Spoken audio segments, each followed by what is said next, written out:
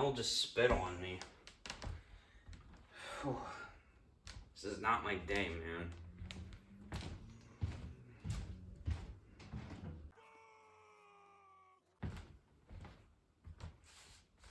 What was that noise?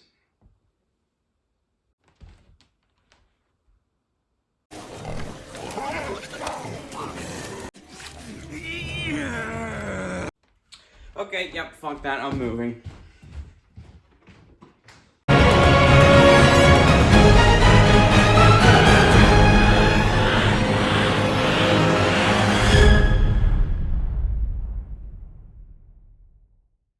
The Spiderwick Chronicles from 2008 is about 3 children who discover a field guide of fairies that their great-great-uncle Arthur Spiderwick made, and they end up having to team up with a brownie and a hobgoblin to defeat the evil ogre Mograth from becoming the world's most powerful creature.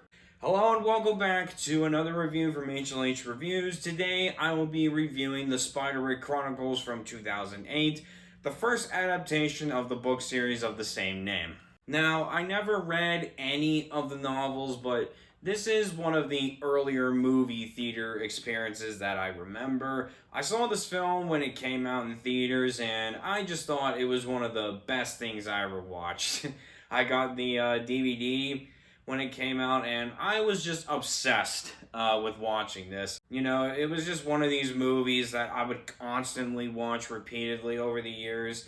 And mainly because, as a kid, you don't really have much expectations as you do now as an adult. And so, with the upcoming release of the Roku TV series, The Spiderwick Chronicles, which just came out today, I completely forgot that that TV series was even coming out this month. And so, because, you know, we're getting a new TV series based on the books, I thought it would be fun to go back and watch this and review it. It's been a long time since I've watched this movie, and I thought it would be interesting to see how I would now look at this now that I'm an adult. And while I still do get entertained by this movie, and, you know, with how nostalgic I still am towards it, I do have some new thoughts on the movie, and let's talk about it. And we're starting this review off by gobbling up the buckets of popcorn.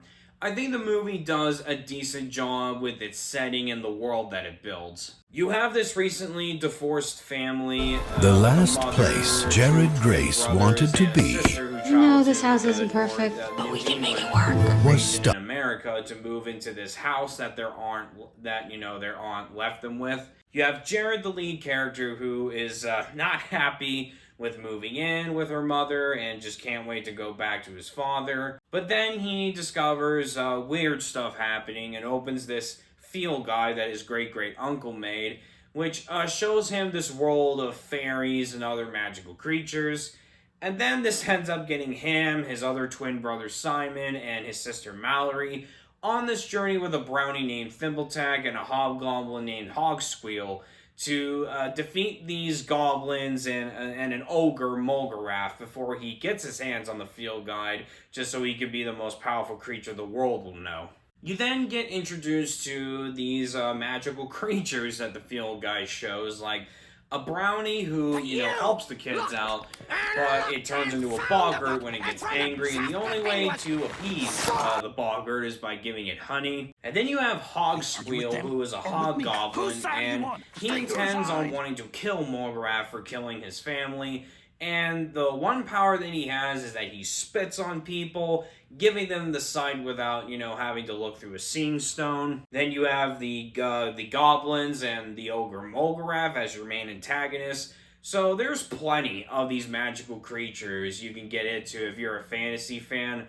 And I think the movie sets up its plot and the world very well. The 3 main characters that we get in the movie, they're all around likable with their own chemistries of how they act as siblings.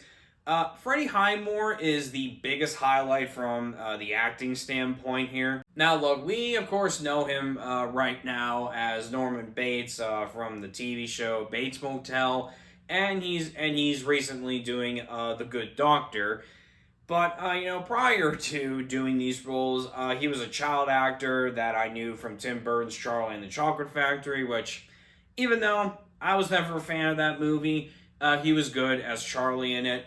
And then, he again proves how good of an actor he is in this one, as he plays both Jared and Simon, who are the twin brothers.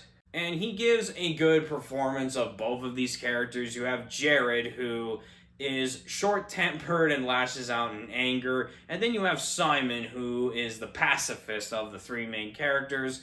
And so, yeah, he does a great job of playing both of these two brothers well. Something was in there. A red squirrel? No, not a squirrel. A squirrel's in spell. It wrote in the dust on the desk. Jared Grace, leave this place. Wow.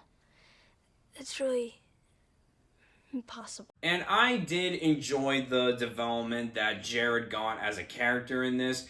He starts off as someone who basically hates his mother and thinks she's the reason why both her and his father got divorced. And he just can't wait to go live with his father and Simon. But the second act comes in and he tries to get a hold of his father before his sister comes in to let him know that he's moved in with another woman and he's not gonna get back with Jared's mom in any way. And that, that just basically tells us that he's the one that caused the divorce. And this all leads into him, apologizing to his mother at the end of the third act, and now wants to live with her and his sister and his twin brother. Now, I did enjoy this development for Jared, as I think this movie can be relatable to and sympathetic for anyone who's ever gone through something like a divorce, and they think that their mother or father started it all when it was the other parent that were at fault. So the thing that I think that everyone can relate to, whether if you're a kid, a teen, or an adult, is the development that Jared gets. He's not coming, is he? He's with someone else. He's moved in with her. He's not getting back with Mom. Mom wanted him to tell you himself. She's been waiting for him to do that. And another thing that everyone of all ages can enjoy is when Jared and Mallory go to see their Aunt Lucinda, who is at this sanatorium. And she tells them that the last day that she saw her father was when he creates the mushroom circle around the house to protect the house from goblins. And so you have Lucinda, who as a young girl was playing on them, and then she gets attacked by the goblins, and then as soon as Arthur Spiderwick comes to go and attack the goblins, these sylphs take him away from his daughter. And this ended up forcing her having to spend the rest of her life without him. And then one day she had a fateful encounter with the goblins, and she was then taken away to a sanatorium. And at the end, Lucinda gets to meet her father again, and she even gets to go with him to the Sylph world where, he was taken 80 years ago. That's another side of this film that I can easily see people of all ages getting attached to, and they did a good job of making Arthur and Lucinda sympathetic characters. I'm so sorry. I was so captivated by all the magical creatures I found that I lost sight of the one I already had. But I see now, and I may never be able to forgive myself. You came back as you promised, so I forgive you. And the last good thing that I'll talk about is that I did enjoy how entertaining the third act was. Especially when you get all these goblins in the kitchen, and the family earlier put all these tomato sauces in the oven, and you have Simon lighting a match to light a fire trail that leads to the oven, and yeah, I guess you can already know what happens. Oh, shit. And now we get to the gas station burritos that'll probably give me the shits right afterwards. The main one for me is that Jared has been seeing weird stuff, from hearing rustling in the leaves to going up in the attic to find the field guide. And then he sees something written in dust. Jared Grace, leave this place. And yet, through it all, he still wants to read the field guide and ignores the note that just basically says, do not open the book or you will face a deadly consequence. Like, I mean, I get it. He's a kid and, curiosity gets the better of him, and we certainly wouldn't be having a movie if he didn't open it. But the whole events that he, his brother, and sister, and eventually his mother get into, this all would have been avoided if he had just not opened the book.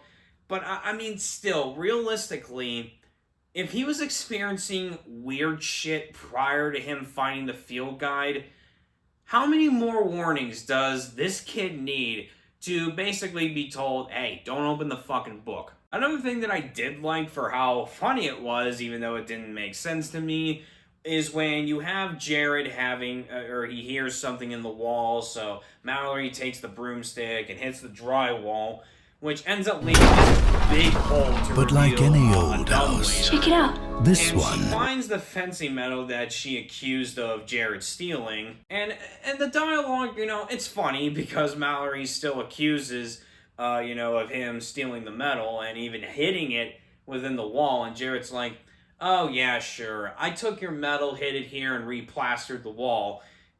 And she's like, well, I don't know how you did it. I just know you did it because you always do it. And, it's funny. It's funny because it shows that he and his sister don't get along whatsoever. But at the same time, it's like, you guys just moved in. How the hell would he be able to pull that off? And the final one that I'll say is that some of the visual effects are a bit spotty. I think the visual effects in this, at times, look good for the late 2000s, especially on Thimbletack, Hogsquill, and even the fairies and the sylphs. The rest of it does not age well for me whatsoever. Specifically the goblins and Mulgarath. My god, it's blatantly obvious how fake it looks. And at times it just looks like it came straight out of early concept art before they finally decided on a final design. So yeah, the visual effects, some of it looks good, but some of it does not age well. Now it's time to go to the dumpster fire to throw the bad shit in this movie. I did not like the troll scene that we get in this. We don't even get to see how they get this troll and where did it come from. Just no explanation for that whatsoever. You get Jared and Mallory, they encounter this troll while running through the tunnels, just to get into town to meet Lucinda. And, they're climbing this ladder, and we do see people in the background. And, the troll is just able to crawl through and get half of its body through the manhole, only for it to get hit by a truck. I mean, I know it's another scene that's, meant to be funny and all, but watching this as an adult recently, it's like, so are we just going to ignore the people behind the main characters?